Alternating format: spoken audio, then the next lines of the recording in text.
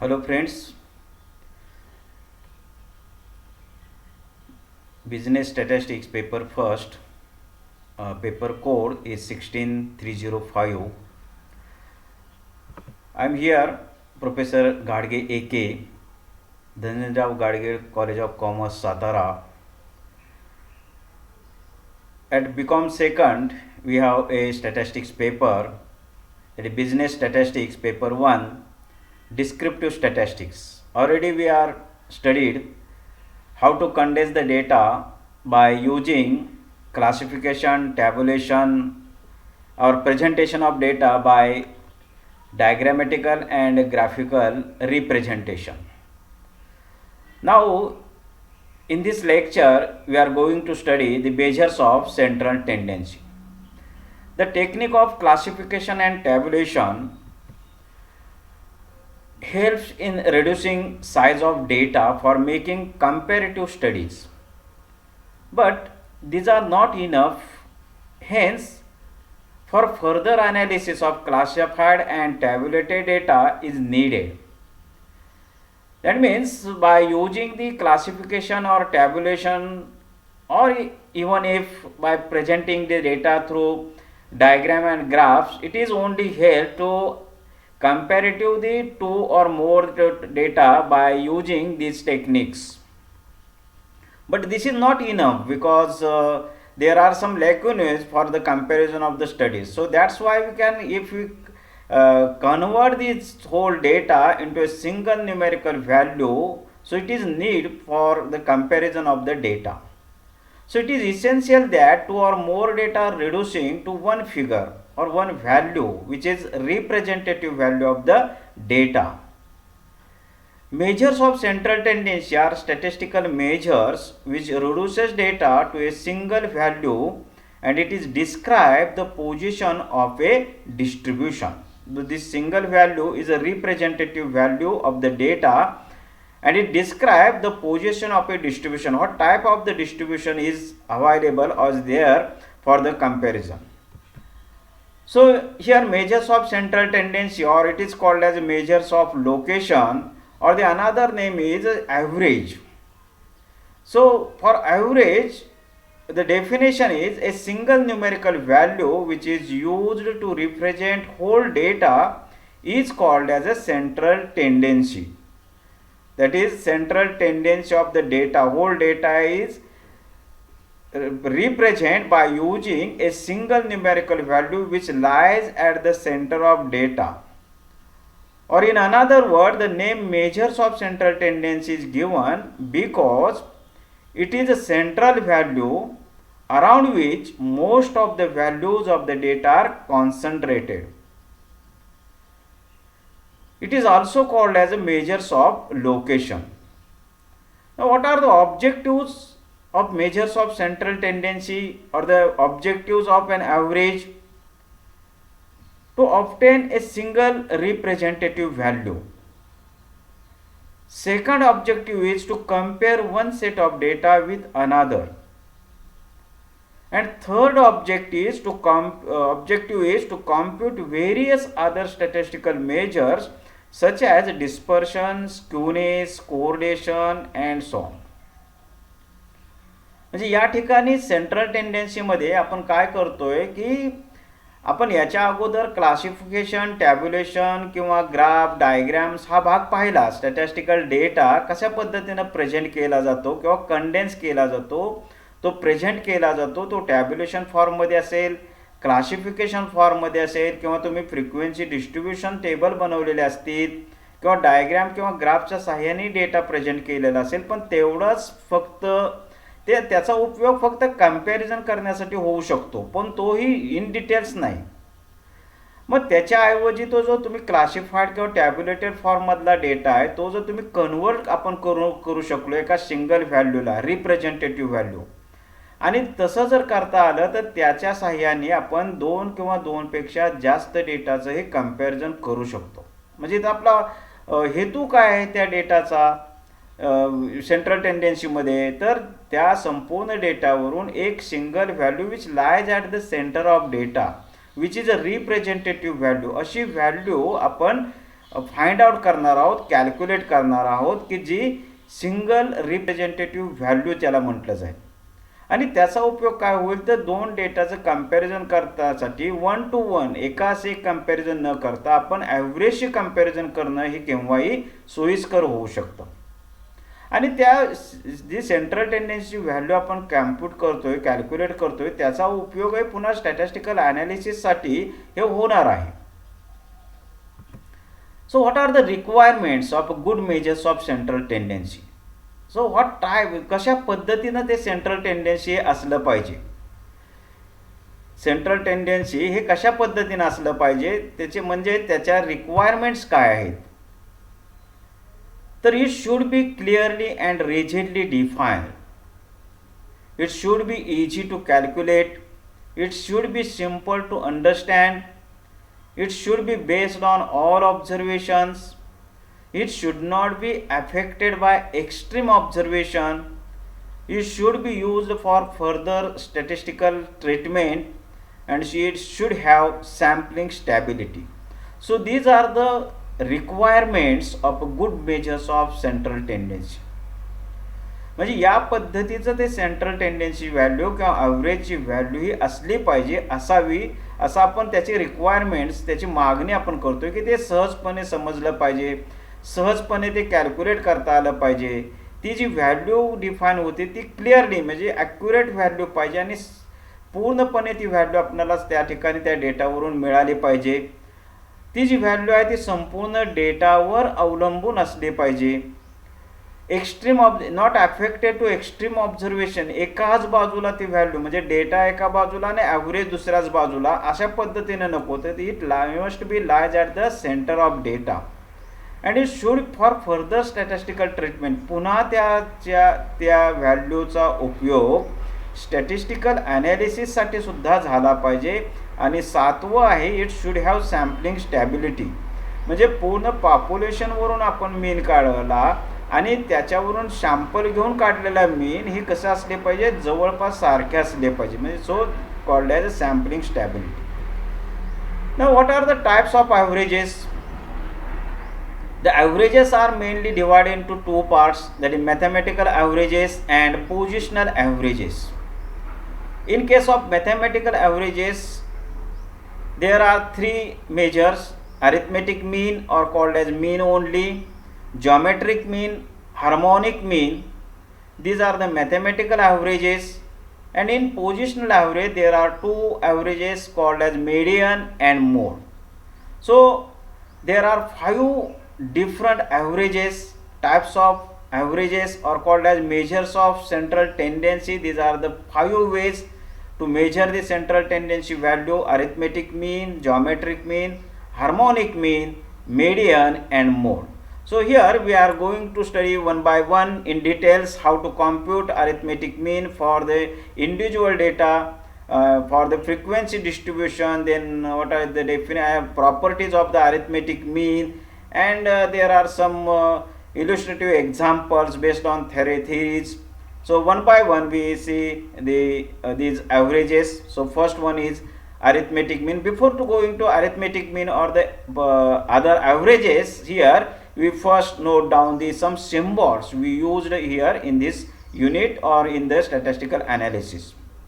So we know that the definition of variables are denoted by capital letters.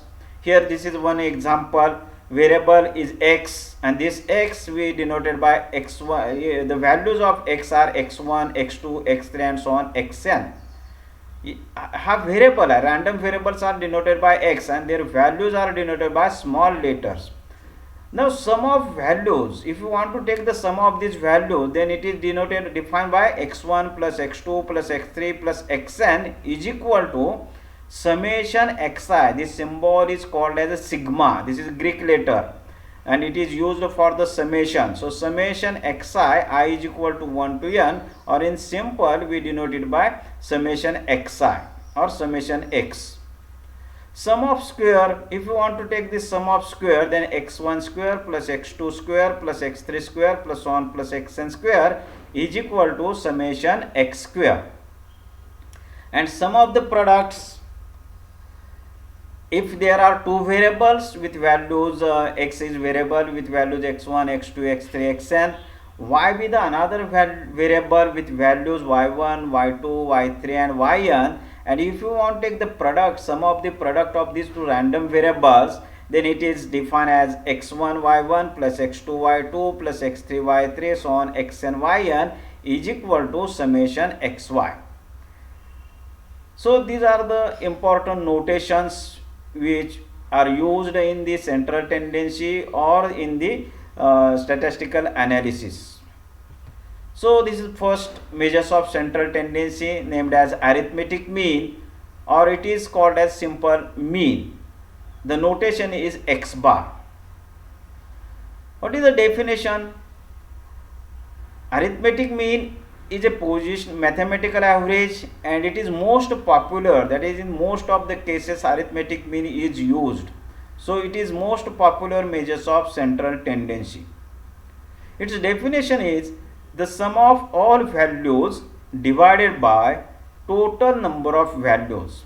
Sum of all values divided by total number of values.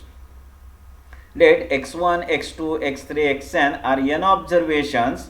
Then mean is denoted by x bar. This is the notation of to define the mean x bar, and is defined as x bar is equal to, by using the definition, sum of all value, that means x1 plus x2 plus x3 plus xn divided by total number of observations. So there are how many values?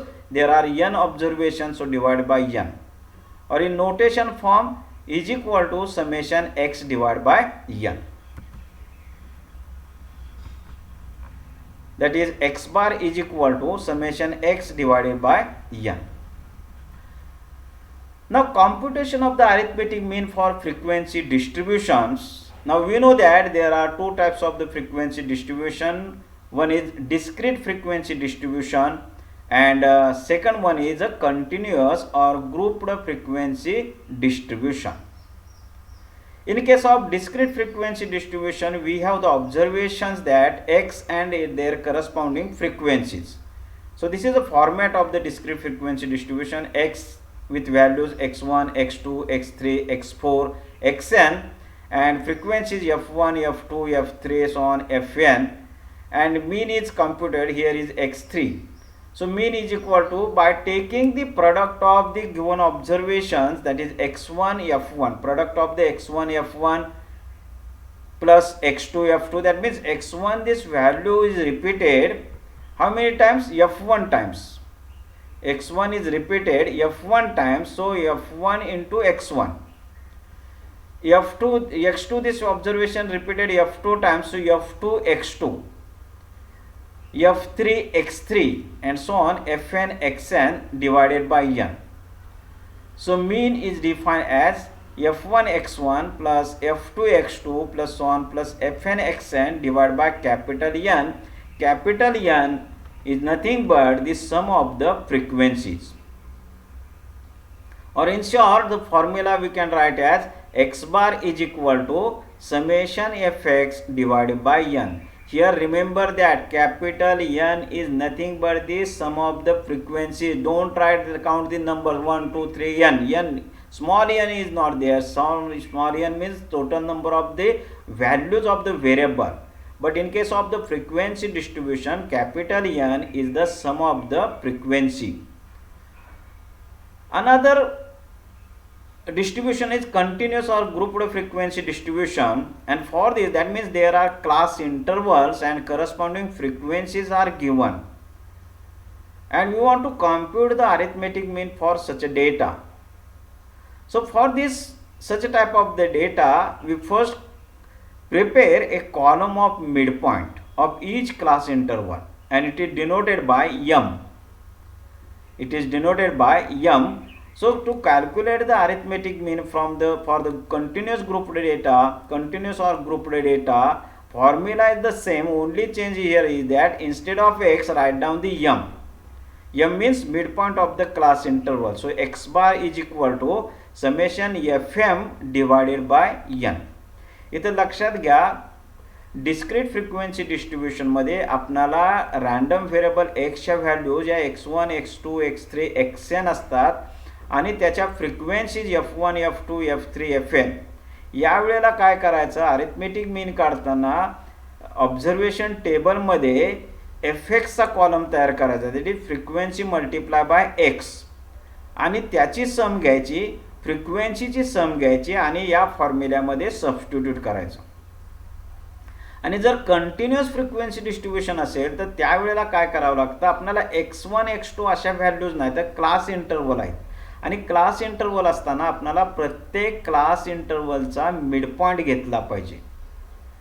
आणि mid point म्हणजेच discrete डिस्ट्रीब्युशनमध्ये त्याचं conversion होतं. थोडक्यात continuous डेटाचा आपण convert करतो discrete डेटामध्ये, पण कशा पद्धतीनं त्याचे मिड पॉईंटला तो डेटा कंडेन्स करतो, कॉन्सन्ट्रेट करतो आणि मग तो मिड पॉईंट आपण यम या नोटेशनने दाखवला तर फॉर्म्युलामध्ये बदल काय होतोय फक्त, तर समेशन एफ एक्सच्या ऐवजी समेशन एफ एम आणि कॅपिटल एन म्हणजेच sum of the frequencies. Okay, now we evaluate this here the examples. This example is for the individual data. There are not frequencies. So example is calculate arithmetic mean of marks scored by students in 7 subjects given below. So this data is given 61, 68, 69, 63, 70, 60 and 78. And to find the arithmetic mean. So we know that arithmetic mean is equal to x bar and it is defined as sum of all observation divided by total number of observations. म्हणजे दिलेल्या सर्व ऑब्झर्वेशनची berries घ्या आणि किती observations आहेत त्या संख्येने त्याला divide केलं की आपल्याला मीन मिळतो.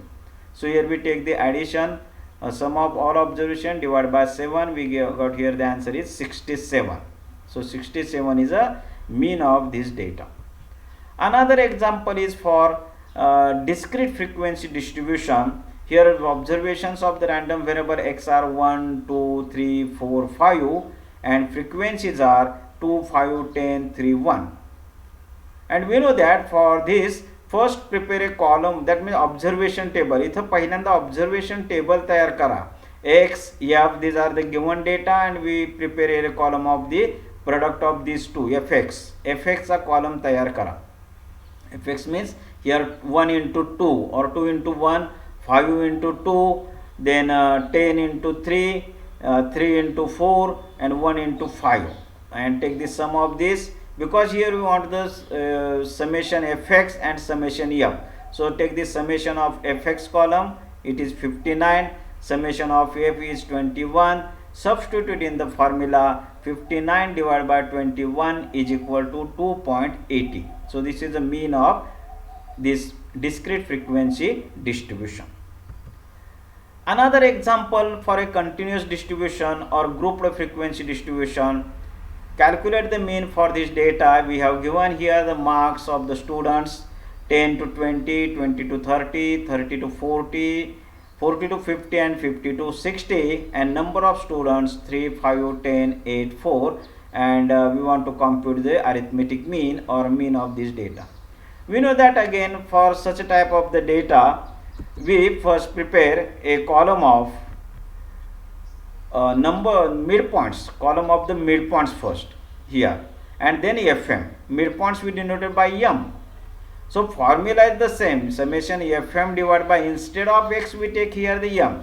If we take the x, no problem, but x means midpoint of the class. X means midpoint of the class. So prepare a column of midpoint and then take the product of m and f and take the summation of fm, summation of the f and substitute in the formula observation from observation table n is equal to 30, summation fm is equal to 1100.